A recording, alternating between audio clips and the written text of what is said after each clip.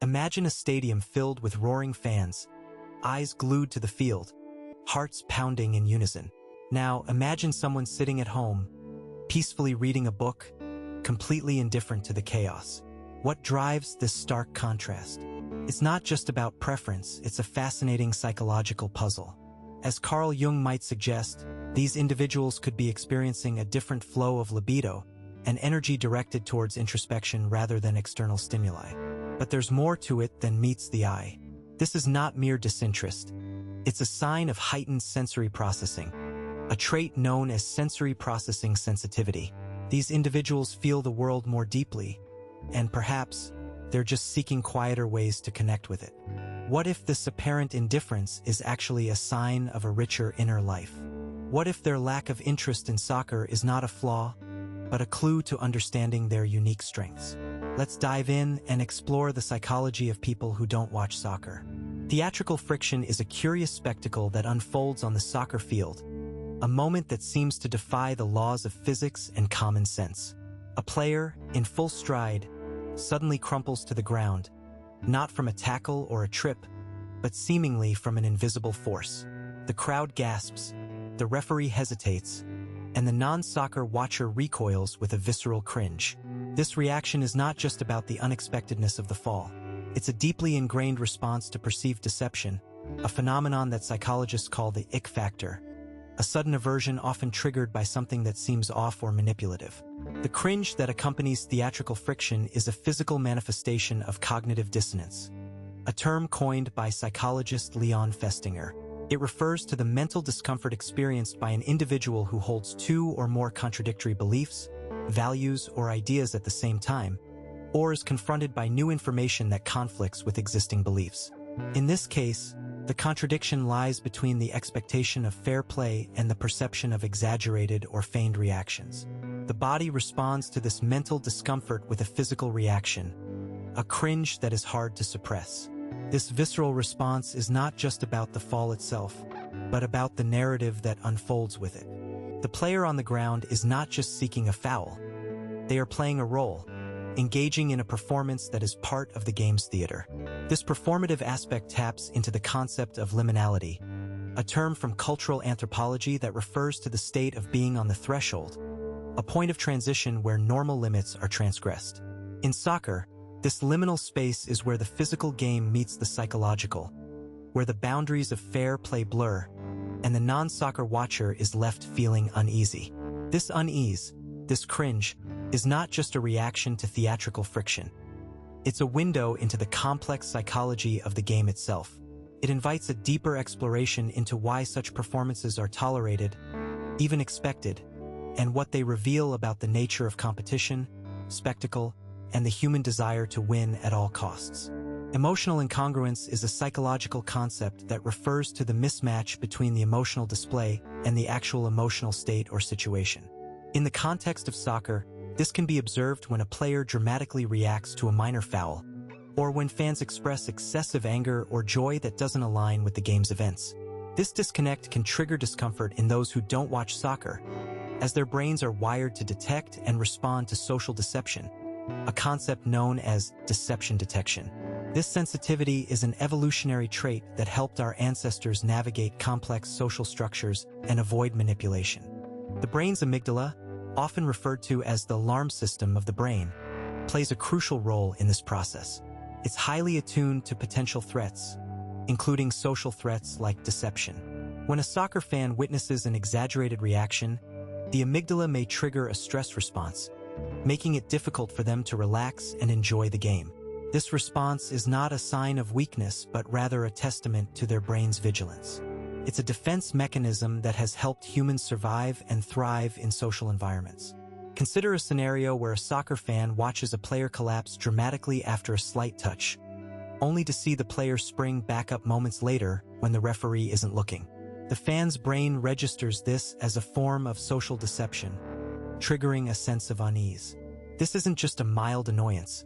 It's a subconscious signal that something is amiss. The fan's brain is working overtime to reconcile the discrepancy between the player's display and the reality of the situation. This cognitive dissonance can be mentally taxing, making it impossible for the fan to fully immerse themselves in the game. Moreover, those who don't watch soccer may also struggle with the emotional incongruence of the fans themselves.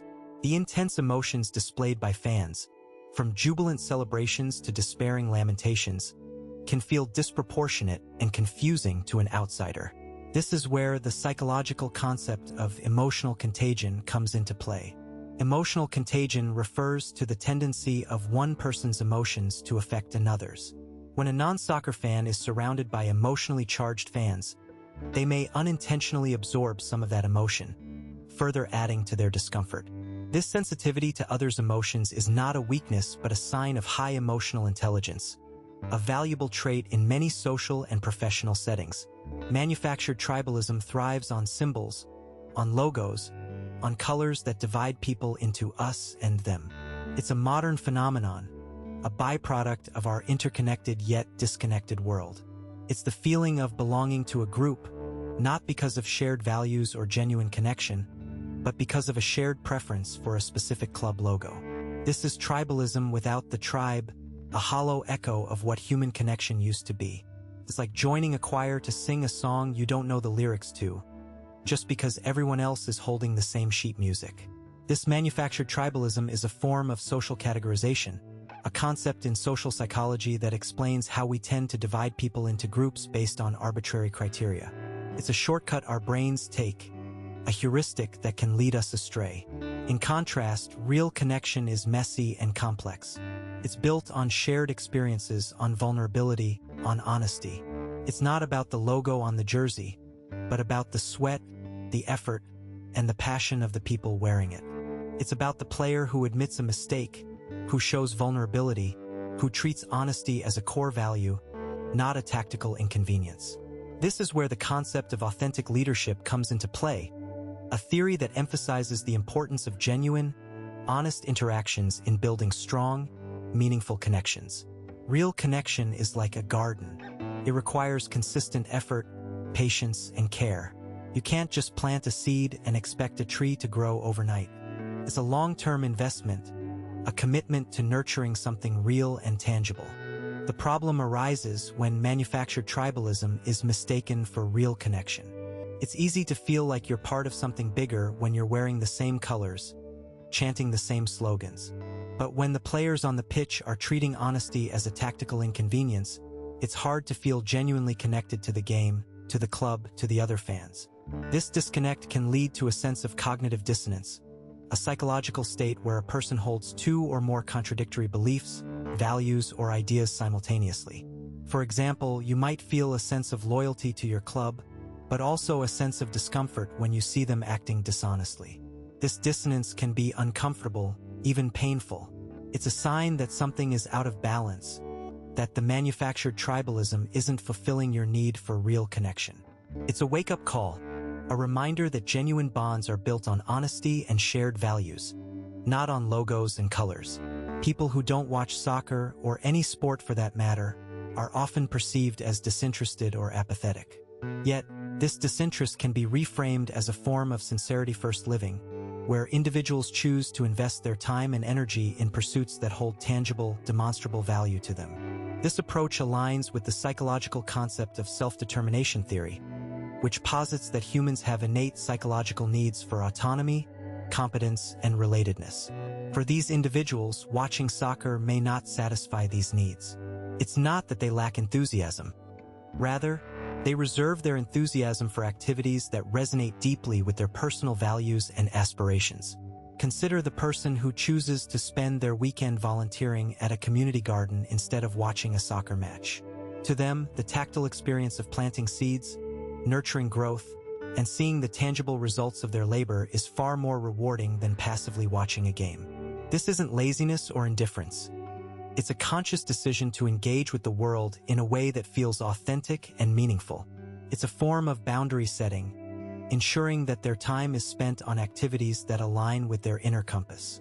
Moreover, this sincerity-first approach can be seen as a rational defense mechanism against the hedonic treadmill, a concept in positive psychology referring to the tendency to return to a baseline level of happiness despite significant positive or negative events.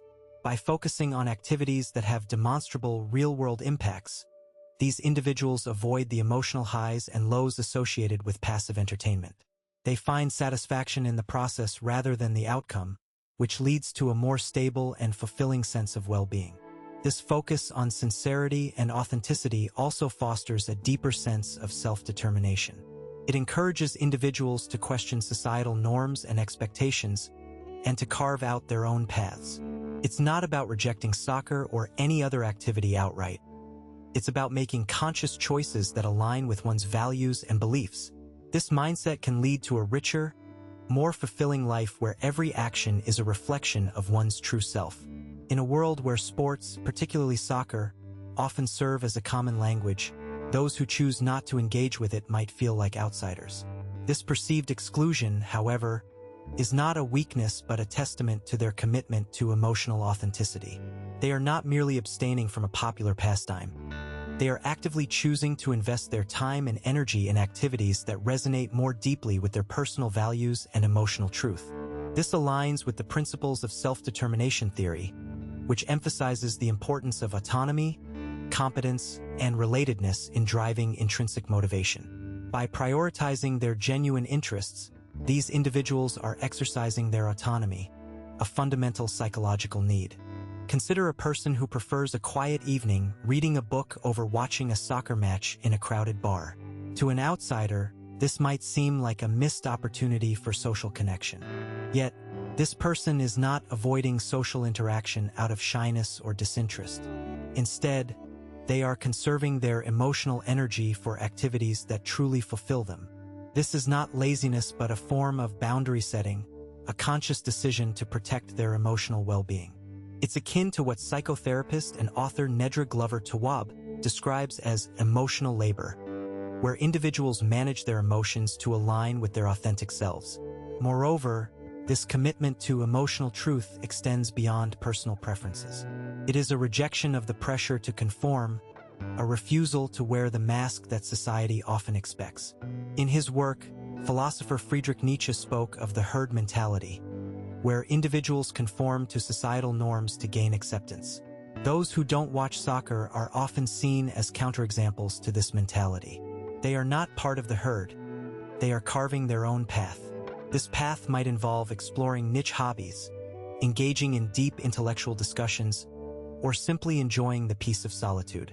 It's not about superiority but about staying true to oneself.